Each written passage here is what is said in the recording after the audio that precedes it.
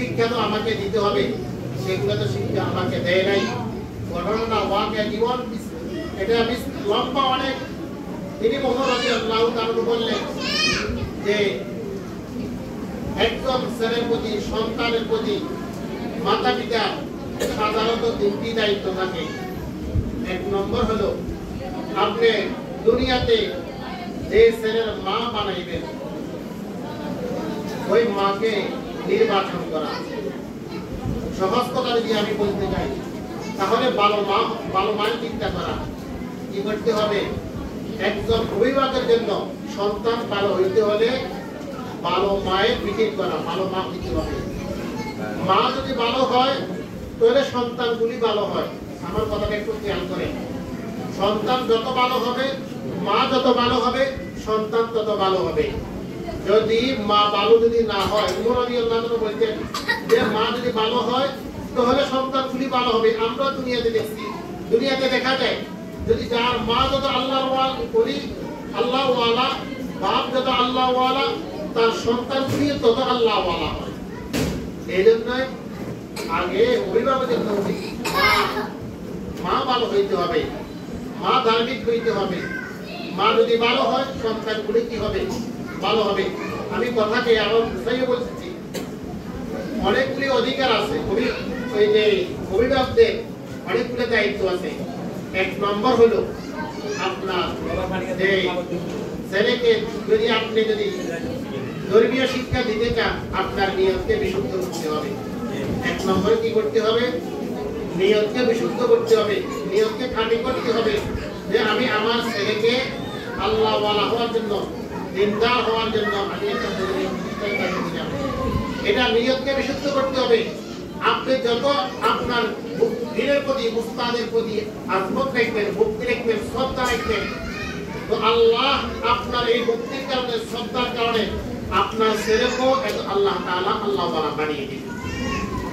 আপনি যদি আপনার ছেলেকে যদি মানুষ করতে চান, আপনি যদি আপনার নাতিকে যদি মানুষ করতে চান, তাহলে আপনিও যার কাছে পড়তেছে ওই শিক্ষকের প্রতি আপনার শুধু ধারণা রাখতে হবে।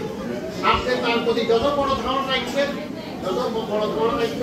তো আল্লাহ পাক আপনার এই সন্তানগুলিকে আপনার দায়িত্বে যে আপনার যে ছেলে মেয়েগুলি আছে, আল্লাহ পাক তাকে এত বড় বানিয়ে দিবে। এখন বর্তমানে আমাদের সমস্যা, এটাও একটা সমস্যা যে আমরা উস্তাদের প্রতি সুধারণা, উস্তাদের প্রতি যে আমরা ভালো নজর দিই না। আপনি যদি মন রাখেন উস্তাদ যেটা হোক না কেন, আপনি কোনো আল্লাহওয়ালা ধারণ করেন, আল্লাহ আমার ছেলে কাটাকে, আমার এই নাতিটাকে ওই ধরনের বড় আল্লাহওয়ালা বানিয়ে দেন, আল্লাহ আহমেদ শফির মতো বানিয়ে দেন। আপনি আজমত রাখেন, হিম্মত রাখেন, আল্লাহ বানিয়ে দিবেন। কথা লম্বা চলে যাবে। বর্তমানে যে একজন আলেম আমাদের দেশেও আসতেছে, আল্লামা মওদুদ মাদানী রহমাতুল্লাহ আলাইহি, যিনি হুসাইন আহমদ মাদানী রহমাতুল্লাহ আলাইহির বংশধরের। 150 বছরের পরে 3 বছর পরে কথা বলতেছি। হুসাইন আহমদ মাদানী রহমাতুল্লাহ আলাইহির পরে 3 বছর পরে আল্লামা মওদুদ মাদানী রহমাতুল্লাহ আলাইহি। আল্লামা মওদুদ মাদানী রহমাতুল্লাহ আলাইহি এত বড় জবরদস্ত হওয়ার এক পিছনের কারণ উনি বলেন, আমাদের বংশ পরস্পরা প্রত্যেকে তারা বড়দের দিকে নজর ছিল, বড়দের দিকে নজর ছিল।